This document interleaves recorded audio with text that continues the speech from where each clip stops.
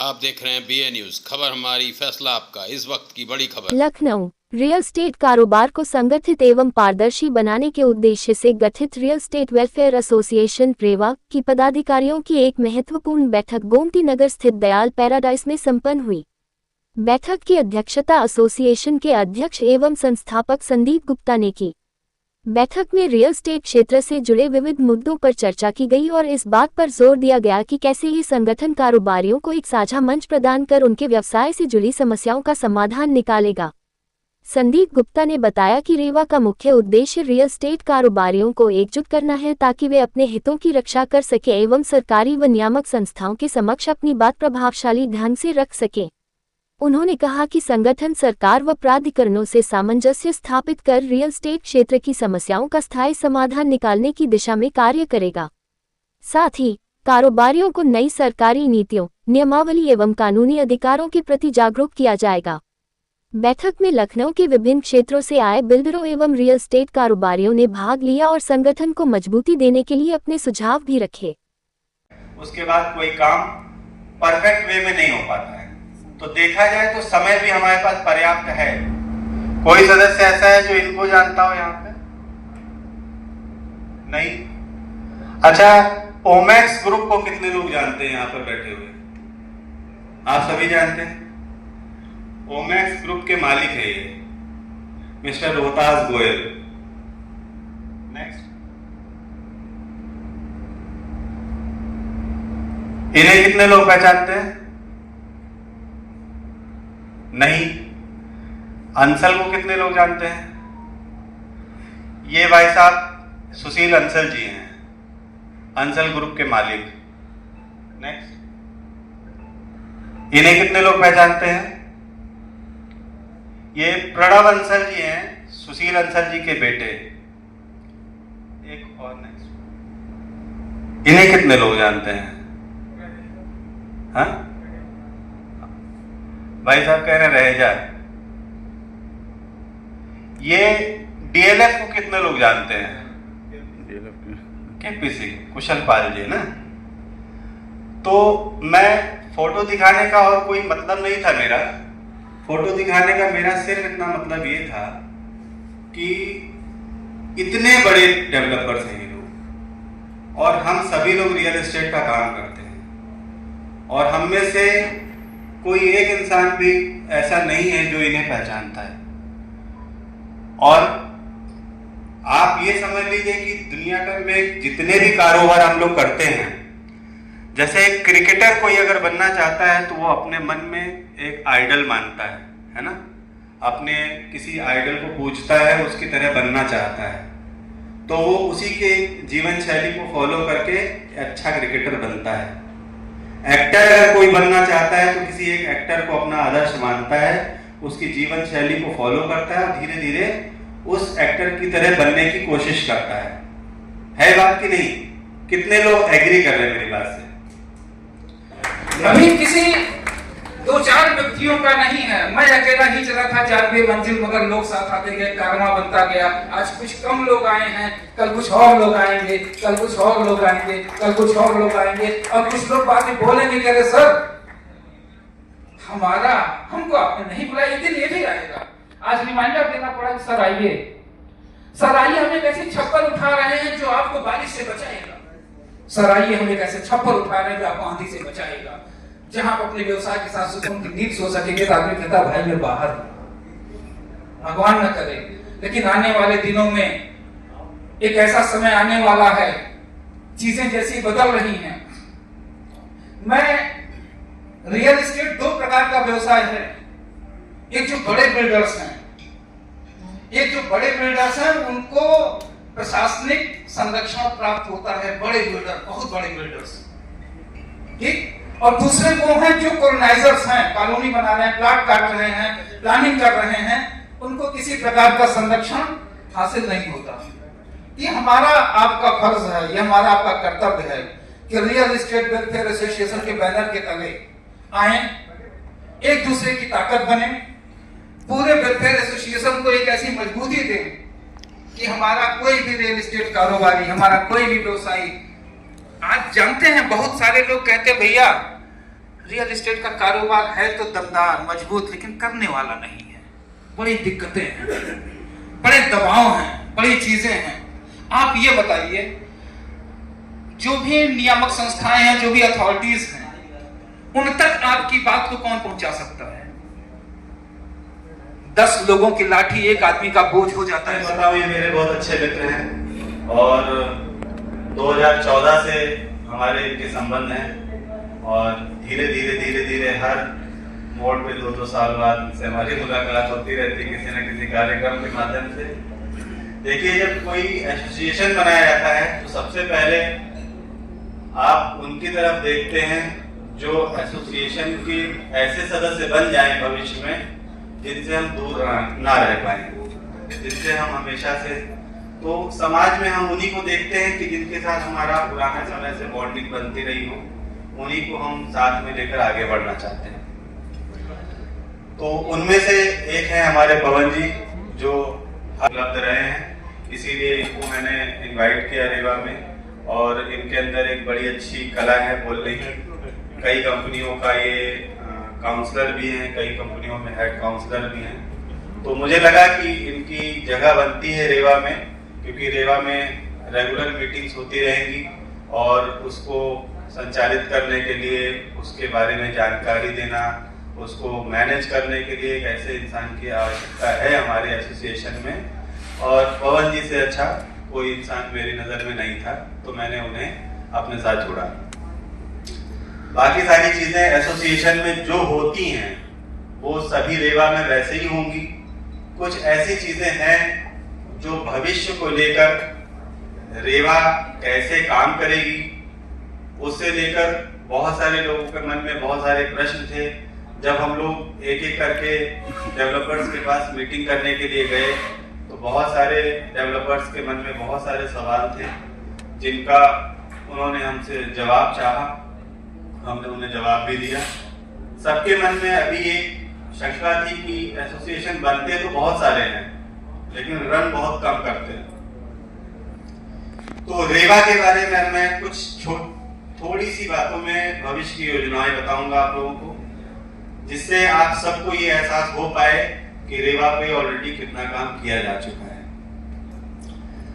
रेवा welfare association, real estate welfare association में संपूर्ण real estate के विकास की बात हो जाती है। रियल एस्टेट के विकास में किसान भाई भी आते हैं, डेवलपर्स भी हैं, एसोसिएट्स भी हैं और ग्राहक भी हैं, प्लस ये पूरा समाज जैसे एक हमारा चक्र होता है। जब ये सारी चीजें अगर सही हो जाएं तो हमें लगता है कि सरकार का जो काम है, जिसकी वजह से सरकार को भी बहुत सारी समस्याएं झेलनी पड़ रही हैं, हम लोगों से आए दिन टकरार होता रहता है, वो सब भी हम एक सिस्टमैटिक वे में ला पाएंगे। तो रेवा को लेकर आगे बढ़ने के लिए सबसे पहले हम लोग कुछ योजनाओं पे काम कर रहे हैं। सबसे पहले मैं बता दूं कि रेवा आने वाले समय में भविष्य में जो रेवा है संगठन हमारा पूरे भारत में समझ लीजिए कि सबसे शक्तिशाली संगठनों से एक होगा और हर एक रियल एस्टेट व्यापारी की मजबूरी होगी रेवा से जुड़ना। क्यों? क्योंकि रेवा सिर्फ एक संगठन नहीं होगा, आने वाले समय में रेवा एक शक्ति होगा जिसकी छाया में हर एक व्यापारी, हर एक रियल एस्टेट कारोबारी अपने आप को सुरक्षित महसूस करेगा। अब रेवा की योजनाओं के बारे में मैं बताऊं, सबसे पहली योजना हमारी ये है आने वाले समय में कि रेवा को हम लोग कैसे आगे बढ़ाएंगे। सबके मन में सवाल होता है। रेवा को आगे बढ़ाने के लिए सबसे पहला काम जो हम लोग करने जा रहे हैं, जो हमारी वेबसाइट है उसमें आपको एक कॉलम मिलेगा जिसमें एक सूची होगी आगामी कार्यक्रमों की। उस आगामी कार्यक्रम में क्या होगा कि जितने भी हम लोग आगे कार्यक्रम करने वाले होंगे उन कार्यक्रमों की सूची रहेगी, जिससे कि हमारे किसी भी सदस्य को ये जानकारी पाने में कोई भी असुविधा ना हो कि अगला कौन सा कार्यक्रम रेवा करने जा रही, किस डेट को करने जा रही है और किस स्थान पर करने जा रही है। वेबसाइट के माध्यम से ही हमें सारी जानकारी मिल जाएगी। उसमें जितने भी सदस्य हमारे होंगे जो अपने आप को चाहते होंगे कि वो उस कार्यक्रम में उपलब्ध रहें, उस कार्यक्रम में मौजूद रहें, वो एसोसिएशन के रजिस्टर्ड नंबर पे कॉल करके अपना एक नाम दर्ज करा देंगे, जिससे कि हमें एहसास हो जाएगा, हमें पता हो जाएगा कि इस कार्यक्रम में कितने लोगों को हम करने जा रहे हैं। लखनऊ से भारत में हर एक सरकारों को, हर एक प्राधिकरणों को, हर एक प्रशासनिक अधिकारियों को अब ये पता होना चाहिए कि रियल एस्टेट कारोबारी अब अकेला नहीं है। रियल एस्टेट कारोबारी अब संगठन में आ चुका है। इसकी जानकारी होना सबसे जरूरी है, क्योंकि जब तक किसी को जानकारी नहीं होगी तब तक हमारा कोई भी मिशन संभव नहीं है, हमारा कोई भी काम आगे नहीं बढ़ पाएगा। उस जानकारी को देने के लिए इस क्रम में हम लोग सबसे पहला काम जो करने जा रहे हैं, आज की मीटिंग के बाद अगले कार्यक्रम हमारी वेबसाइट पे 4 कार्यक्रमों की जानकारी पोस्ट हो जाएगी। हम लोग एक एक करके जितने भी लखनऊ से शुरुआत हम लोग करेंगे, लखनऊ के जितने भी प्रशासनिक अधिकारी हैं उन सब से एक एक करके हमें अपॉइंटमेंट लेनी है और पूरे रेवा के दल को चल के उनसे मीटिंग करनी है, उन्हें अपना ज्ञापन सौंपना है, उन्हें जानकारी देनी है कि रियल एस्टेट कारोबारी अब एक एसोसिएशन के रूप में आ चुका है। उसके बाद हमें जितने भी पॉलिटिकल लीडर्स हैं जो रूलिंग पार्टी में हैं आज के समय में, जो भी पॉलिटिकल लीडर्स हैं, चाहे वो हमारे प्रदेश के उप मुख्यमंत्री हों, यहाँ तक कि मुख्यमंत्री तक की बात हम लोग करेंगे। एसोसिएशन के माध्यम से अपने जितने भी मुद्दे हैं रियल एस्टेट के, उन सारे मुद्दों को हम लोग लेकर चलेंगे और उनके सामने रखेंगे। सबसे पहले हमें अपनी उपस्थिति दर्ज करानी है, जिससे कि आने वाले समय में हमारा कोई भी कारोबारी अगर कहीं फंसता है या कहीं उसके साथ कुछ गलत होता है तो सिर्फ रेवा नाम ही काफी हो, किसी को उसका इंट्रोडक्शन देने की जरूरत ना हो या किसी को उसके विस्तार की जरूरत ना हो। रेवा नाम बता देने से ही पर्याप्त हो कि हाँ ये रेवा का सदस्य है। तो कुछ भी इलीगल करने से पहले हमें सोचना चाहिए। मैं ये नहीं कहता हूं कि रियल एस्टेट कारोबारी रेवा के साथ जुड़ जाने के बाद कोई भी इलीगल काम कर सकता है, क्योंकि उसकी जिम्मेदारी हम लोग नहीं ले सकेंगे। मेरा मतलब बस इतना है कि जब हम एसोसिएशन को आगे बढ़ाएंगे तो उसमें सबसे पहला काम है हमें अपना इंट्रोडक्शन देना है, सब तक पहुंचना है। जितने भी जरूरी विभाग हैं उसी की श्रेणी में एक दूसरा कार्यक्रम हम लोगों ने रखा है। जितनी भी लखनऊ की तहसीलें हैं जहां पर रजिस्ट्री होती है, उन सारे तहसीलों में हम लोग होर्डिंग लगाने जा रहे हैं रेवा की, जिससे कि वहां पर आने वाले हर ग्राहक को, हर डेवलपर को, हर बिल्डर को, हर एसोसिएट को, हर एक अधिवक्ता को रेवा के बारे में जानकारी हो जाए, हर एक अधिकारी को जानकारी हो जाए, चाहे वो हमारे क्षेत्र के एसडीएम हो, एडीएम हो, लेखपाल तक के जितने भी अधिकारी होंगे, हर एक अधिकारी को जानकारी हमारे उस होर्डिंग लगाने के कार्यक्रम से हो सकती है। रेवा कोषाध्यक्ष ये संगठन हमने बनाया है। आज की जो दिक्कतें हमें रखते हुए हमने इस संगठन को गठित किया है, ताकि आने वाले समय में इसको सुचारू रूप से चलाया जाए और लोगों के हित के बारे में काम किया जाए। सर रेवा संगठन के जो बनाए गए हैं तो उसमें मतलब रियल एस्टेट, जैसे कि सर बताइए रजिस्टर्ड ही जो है, बहुत सारे ऐसे लोग हैं जो रजिस्टर्ड नहीं है, तो उनके लिए ऐसा नहीं रजिस्टर्ड कराया कर, क्योंकि जैसे नहीं, फिलहाल तो अभी रजिस्टर्ड के लिए किया गया है। बाकी फिर जैसे आगे का संगठन मजबूत होगा तो उसके लिए सारे काम और भी किए जाएंगे। मैं आपके पास रेवा का हम लोगों ने फॉर्म किया है। रेवा एक संगठन है जिसमें सभी रियल एस्टेट कारोबारियों को जोड़ा जाएगा और रियल एस्टेट कारोबारियों के हित की बातें होंगी।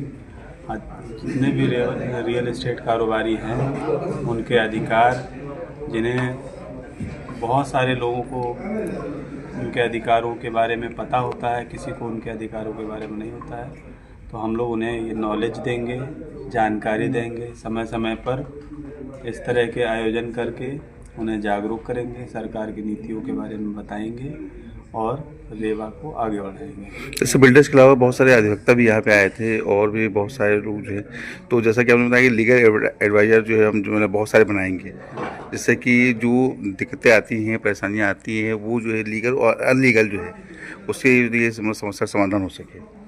हाँ, तो देखिए क्या होता है कि हर जगह कानून के दायरे में रहना ज़रूरी होता है। जब हमारा एसोसिएशन बना हुआ है तो हम अगर अपनी बात को लेकर, जैसे आप जानते हैं, कभी किसी भी तरह की स्थिति पैदा हो सकती है, कभी कभी हमारा विरोध भी हो सकता है। विरोध की स्थिति में क्या होता है कि एसोसिएशन कहीं पहुंचता है, किसी बात पे हमारा किसी गवर्नमेंट से या किसी थाने पे या कहीं पर विरोध होता है, तो उसके लिए हमारे साथ में अधिवक्ता भाई भी रहेंगे। हमने एक कानूनी सलाहकार नाम से पैनल बनाया है अपने एसोसिएशन में, जिसमें उन सारे अधिवक्ताओं को जोड़ा जाएगा जो कि हमें लीगल इलीगल हर तरह से मदद करते रहेंगे। और हमारे साथ जहाँ भी कोई बात होती है, हमारा एसोसिएशन खड़ा होता है, एसोसिएशन के लायक कोई काम होता है, वहाँ पे कानूनी सलाहकार के रूप में वो सब भी हमारे साथ मौजूद रहेंगे। रीवा का जो ये पहला कार्यक्रम है या इससे पहले भी कार्यक्रम? रेवा का ये अगर ऑर्गेनाइज वे में देखा जाए तो पहला कार्यक्रम है। बाकी छोटी छोटी मीटिंग्स रेगुलर होती जा रही हैं, क्योंकि बिना छोटी मीटिंग्स के कोई बड़ा कार्यक्रम नहीं कराया जा सकता।